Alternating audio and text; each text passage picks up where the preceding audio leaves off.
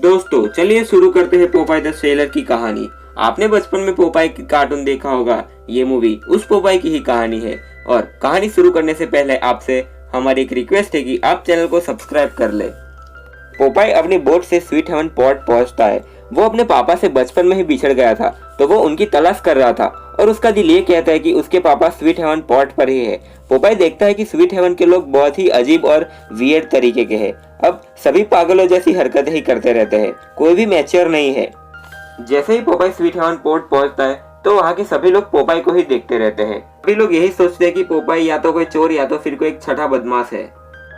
Popeye sweet haven में नया है, उसकी कोई मदद नहीं करता। सब लोग उसे देखकर दूर दूर भागते हैं। पोपाई की कोई हेल्प भी नहीं करता। अब पोपाई एक होटल में रेंट पे एक कमरा ले लेता है। अब पोपाई उस होटल के मालिक की बेटी को देखता है जिसका नाम ऑलिव है। ऑलिव बहुत ही वियर्ड है। वो पोपाई को अपना कमरा दिखाने ले जाती है और कहती है कमरे में कुछ भी नुकसान नहीं होना चाहिए, लेकिन ऑलिव ही वहाँ पर नुकसान कर देती है। ऑलिव उस रूम का बेड ही तोड़ देती है। अब पोपाई ऑलिव की फैमिली के साथ डिनर करने जाता है। वहाँ पर ऑलिव की शादी की बातें चल रही थी। ऑलिव को वहाँ के कैप्टन के साथ शादी करनी थी जिसका नाम प्लूटो है, लेकिन प्लूटो एक नंबर का राक्षस है। प्लूटो बहुत ही भयानक और ताकतवर है। सभी स्वीट हेवन के लोग प्लूटो से डरते हैं। प्लूटो के कहने पर ही सभी लोग काम करते हैं। प्लूटो जब रात को 9 बजे कहता है कि सबकी घर की लाइट्स बंद होना चाहिए, तो बारी बारी 9 बजे सबके घरों की लाइट्स स्विच ऑफ होने लगती है, क्योंकि प्लूटो के कहने पर ही सब लोग एक्शन लेते हैं। हाँ, पोपाई भी अपने पापा की फोटो देखकर सो जाता है।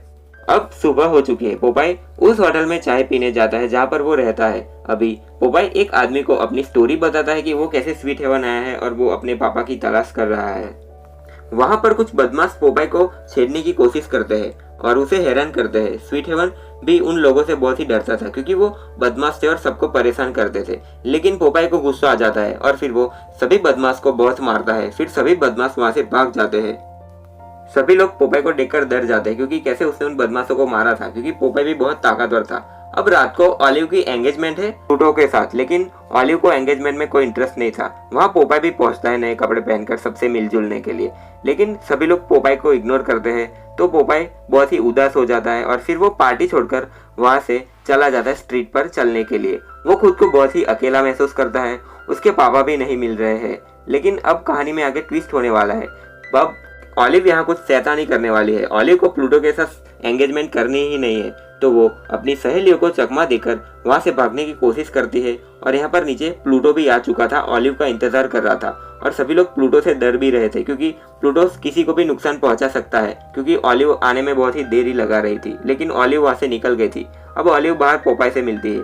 वो पोपाई को अपना सामान पकड़ा देती है और कहती है तुम मुझे आगे तक रखने आओ, मुझे काम है, मुझे आगे जाना है। एक जगह पर ऑलिव का बैग एक आदमी अपने बैग से एक्सचेंज कर देता है, और जब पोपाई उस बैग को खोलकर देखता है तो उसके अंदर एक बेबी निकलता है। और वहाँ पर एक चिट्ठी भी थी। उसमें लिखा था कि मैं इस बेबी की परवरिश नहीं कर सकता, मैं बहुत ही गरीब होता हूँ, तो मुझे लोगों को इसकी परवरिश करनी है। और पोपाई और ऑलिव को यह बच्चा बहुत ही पसंद आ जाता है, तो फिर वो ऑलिव और पोपाई भी उस बच्चे को अपने साथ ही रखना चाहते थे। अब यह दूसरी ओर प्लूटो ने पूरे घर में तबाही मचा दी थी, क्योंकि उसे पता चल गया था कि ऑलिव वहां से भाग चुकी है। लेकिन ऑलिव और पोपाई उस बेबी को लेकर वापस घर पे पहुंच जाते हैं, और उतने में वो उसको देखते हैं प्लूटो को। प्लूटो ने गुस्से में पूरी होटल तोड़ दी थी। अब वो पोपाई को भी मारता है, क्योंकि उसे ऐसा लगता है कि ऑलिव को भगाकर पोपाई ही ले गया था, लेकिन ऐसा नहीं था। वो बिना मतलब पोपाई को बहुत मारता है। अब यहाँ पूरी होटल का नुकसान हो चुका था। अब ऑलिव की फैमिली बहुत ही परेशान थी, लेकिन वो दोनों एक बात से खुश थे, पोपाई और ऑलिव, कि उनके साथ एक बेबी है। वो बेबी के साथ अच्छे से टाइम स्पेंड करते हैं, और उस बेबी की वजह से पोपाई और ऑलिव के बीच नजदीकियां भी बढ़ रही थी। अब ऑलिव का भाई देखता है कि स्वीट हेवन में एक फाइट मैच होने वाली है, वो जिसको जीतने पर बहुत सारे पैसे मिलेंगे। ऑलिव का भाई उस फाइट में पार्टिसिपेट करता है, लेकिन अपोनेंट बहुत ही ताकतवर था। ऑलिव का भाई उसे बहुत ही मारता है, लेकिन उस आदमी को कुछ भी फर्क नहीं पड़ता था। फिर वो उस ऑलिव के भाई को ही मारने लगता है। ऑलिव का भाई बेहोश हो जाता है। उसका अपोनेंट उसे इतना मारता है कि वो उसे एक ही किक से स्टेज से बाहर फेंक देता है। अब पोपाई ये देखकर गुस्सा हो जाता है, क्योंकि उसने ऑलिव के भाई को मारा था। तो पोपाई फिर उस फाइटर से फाइट करने जाता है, और पोपाई उसे बहुत ही मजा चखाता है, क्योंकि पोपाई ताकतवर था।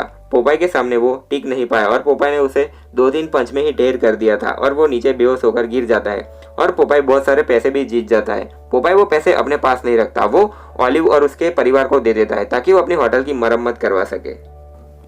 अब अगली सुबह ऑलिव और पोपाई बच्चे के साथ खेल रहे थे, तो ऑलिव को पता चलता है कि बच्चा फ्यूचर देख सकता है सही तरीके से।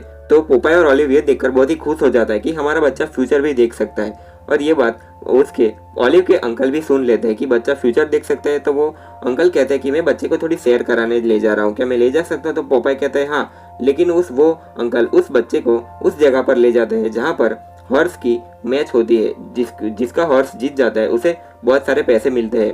तो वो अंकल उस बच्चे को ले जाता है और बच्चे फ्यूचर में दिखा देता है कि कौन जीतेगा। तो प्लूटो को भी पता चल जाता है कि ऑलिव और पोपाई के साथ जो बच्चा है वो फ्यूचर देख सकता है, और यहाँ अंकल ने बहुत सारे पैसे कमा लिए थे। अब वहाँ पर पोपाई पहुँच जाता है। फिर पोपाई अंकल को बहुत डांटता है, लेकिन ऑलिव कहती है कि हमें और खेलना चाहिए। लेकिन पोपाई ऐसा नहीं कहता कि मुझे इस बच्चे का गैर फायदा नहीं उठाना है। तो पोपाई सारे पैसे फेंक देता है और ऑलिव को छोड़कर उस बच्चे को लेकर चला जाता है वहाँ से, और ऑलिव रोने लगती है।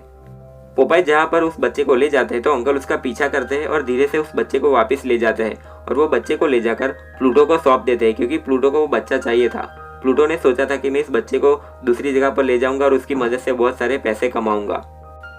प्लूटो के कमांडर को पता चल जाता है कि प्लूटो ने एक बच्चा चुराया है, तो वो प्लूटो के ऊपर बहुत ही गुस्सा करते हैं, और वो कमांडर और कोई नहीं, पोपाई के पिताजी ही थे। पोपाई के पिताजी उस बच्चे की अच्छी तरीके से देखभाल कर रहे थे और उन्हें उनके माँ बाप से उस बच्चे को मिलाना था। लेकिन प्लूटो ऐसा नहीं चाहता था, तो वो उसके पापा को बांध देता है। और ऑलिव को पता चल गया था कि प्लूटो ने ही उसका बच्चा चुराया है, क्योंकि ऑलिव उसका पीछा कर रही थी, और वो जाके पोपाई को से कहती है। और पोपाई फिर वहाँ पर जाकर अपने पापा को भी ढूंढ लेता है, तो वो बहुत ही इमोशनल हो जाता है। पोपाई अपने पापा को छुड़वा लेता है, और फिर उसके पापा कहते हैं कि प्लूटो उस बच्चे को लेकर बहुत ही दूर जाने वाला है, किसी दूसरे शहर में।